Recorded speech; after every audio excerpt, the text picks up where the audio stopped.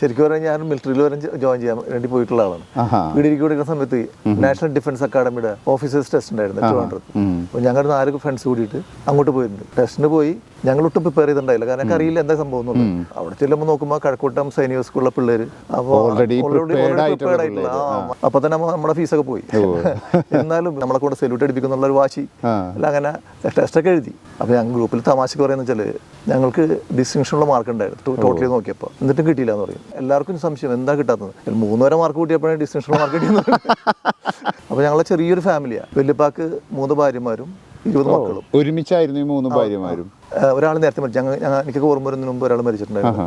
ബാക്കിയുള്ള 2 എല്ലാവരും ഉണ്ടായിരുന്നു അവിടെ. പിന്നെ വലുപ്പം മരിച്ചു കഴിയുമ്പോൾ അവരൊക്കെ സെപ്പറേറ്റ് ആയി. പിന്നെ ആകെ ഒരു സമാനം വെച്ചാൽ ഉമ്മാടെ വീട് കൊച്ചിയാണ്. അവിടെ വലുപ്പാക്ക് 3 ഭാര്യമാരും 17 മക്കളും ഉണ്ട്. അവരെല്ലാവരും ആ സമയത്തുണ്ട്. ഞാനൊരു കാര്യം ചോദിച്ചോട്ടെ, താങ്കൾ എത്ര കല്യാണം കഴിച്ചിട്ടുണ്ട്? അതിനുശേഷം ഉപ്പാടത്ത് ഇപ്പോൾ ഒരു കല്യാണം കഴിച്ചിട്ടുള്ളൂ. അത് കൊച്ചിയിൽ നിന്ന് കല്യാണം കഴിച്ചിട്ടുള്ളത്. അതിൽ അങ്ങ് 8 മക്കളാണ്, 7 ആൺകുട്ടികളും 1 പെൺകുട്ടിയും. ഉപ്പാടെ കെയറിങ്ങും ഇതൊക്കെ കണ്ടിട്ടുള്ള ശരിക്കും ഞങ്ങൾ പറഞ്ഞിട്ടുണ്ടെങ്കിൽ ഉമ്മാനുള്ള അപ്രോച്ച്, ഉമ്മാനോടുള്ള കെയറിങ്, ഞങ്ങളുള്ള കെയറിങ് കണ്ടപ്പോൾ പിന്നെ ഞങ്ങൾക്ക് 2-3 ചിന്തിക്കേണ്ട ആവശ്യം വരില്ല. പക്ഷെ അതാണ് ഞങ്ങൾ ശരിക്കും കോപ്പി ചെയ്യുന്നത്.